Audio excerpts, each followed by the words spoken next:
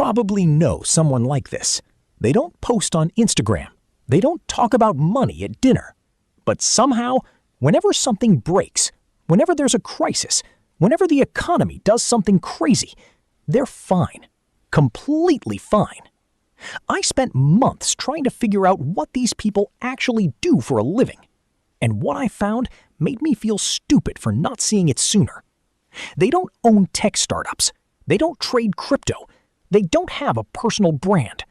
They own businesses that sound almost embarrassingly ordinary. And that's exactly the point. Today, I'm showing you 5 of them. The ones with survival rates that make venture capital look like gambling. The ones that work in a recession, work in a boom, and work while you sleep. If you're only going to remember one, make it the last one. It's the most counterintuitive and the one that builds the most quiet wealth. Let's get into it.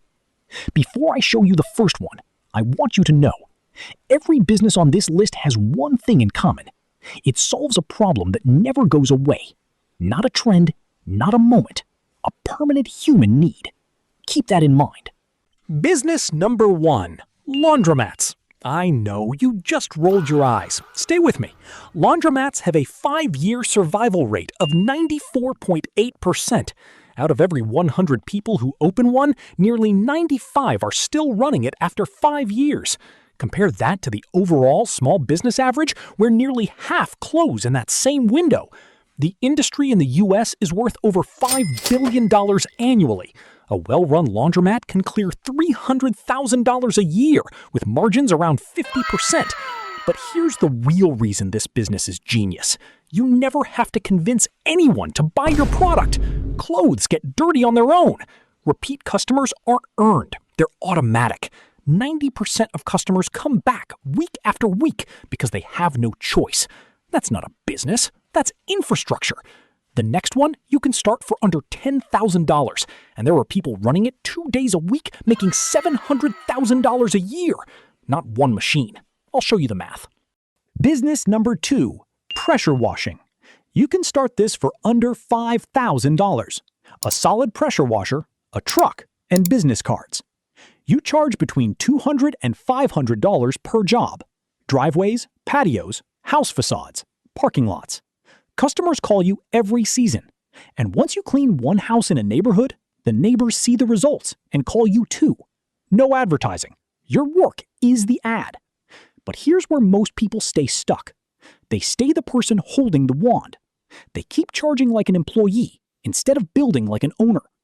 The difference between making $40,000 a year washing driveways and making $200,000 is one shift in thinking. Stop being the one who cleans and become the one who manages the people who clean. When you make that mental move from operator to owner, the business scales. What started as a pressure washer in your truck becomes a landscaping and exterior services company worth $500,000. Alex, someone I know personally, bought a pressure washer for $3,500 3 years ago. Started knocking on doors in his neighborhood. His hands shook the first time. He told me that himself. First month, $800 extra. Third month, $2,400. Month 6, a contract with a homeowners association. 20 houses at once. Today, 2 employees, a fully equipped truck. $180,000 a year on top of his regular job, which he's now thinking about leaving. He didn't have a logo. He didn't have a website. He didn't take a $2,000 course. He had a pressure washer and the willingness to do what other people are too proud to do. I want to pause here because I know what's going through your head right now. The same thing that went through mine when I first saw businesses like these. This sounds like a job, not a business. And that mindset, that exact thought, is what's kept most people broke. I'll come back to that. But first, Business number 3, self-storage units. The storage industry in the United States generates over $45 billion a year. 1 in 10 American households rents a unit. The average net margin is 41%. And here's something wild. There are more storage facilities in the U.S. than McDonald's and Starbucks locations combined. The majority, over 70%, are still operated by independent owners, not big chains. That means the market hasn't been swallowed yet. There's still room. But what really gets me about this business is the customer behavior. The average renter pays $128 a month and stays for 14 and a half months. Some customers have been paying for years. They literally forget what's inside, but they keep paying. With more people moving into smaller spaces, especially in cities, this demand doesn't slow down. It grows. Recurring income, minimal overhead, customers who stay without being sold to again. That's a business that runs quietly in the background while you do other things. The next one, I want you to notice something when I say it. Your first reaction is probably going to be, that's a job. I need you to fight that instinct. Because the difference between thinking like an employee and thinking like an owner in this business is the difference between $40,000 a year and $200,000. Business number 4, vending machines. One machine, around $30,000 a year. 30% margins, maybe 2 hours of work a week. The real play? Scale. There are operators running 30 to 40 machines, gyms, hotels, office buildings, making $700,000 a year working just 2 days a week. You negotiate the location. You stock the machine. You collect. No employees, no storefront, no prior experience required. And here's the part most people miss. Specialty vending. Not Coke and chips, beauty products in salons, bait and tackle in fishing areas, electronics in airports. The more specific the niche, the less competition and the higher the margin. You're not in the vending business. You're in the location business. Find the right spot and the machine does the rest. The last one, I told you to remember it. This is the one that combines everything you've heard so far. Recurring income, low competition, constant demand, and add something none of the others have. I'll explain in a second. Business number 5, wash and fold delivery service. We live in an era where people pay extra to not have to do things. They pay to have food delivered. They pay to have their dog walked. Their laundry? Here's the thing.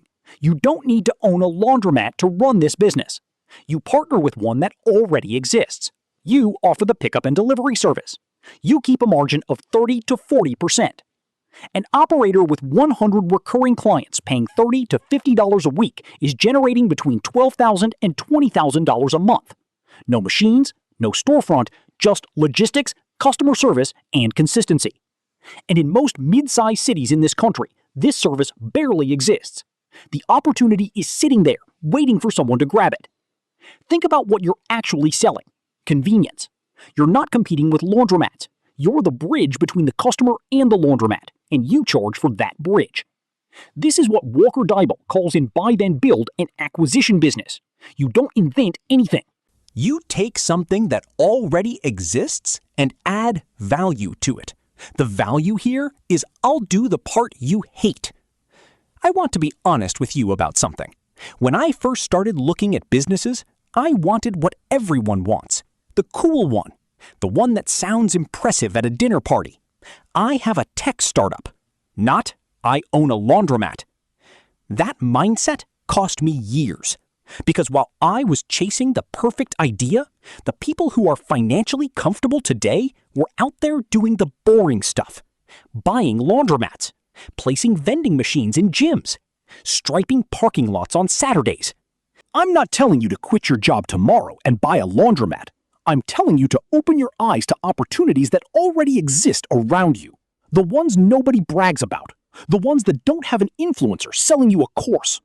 5 businesses I showed you today. At least 3 you can start with under $5,000. At least 1 you can start this weekend. And every single one has this in common. They solve a problem that is never going away. Clothes always get dirty. People always need storage. Driveways always need cleaning. Laundry always needs doing.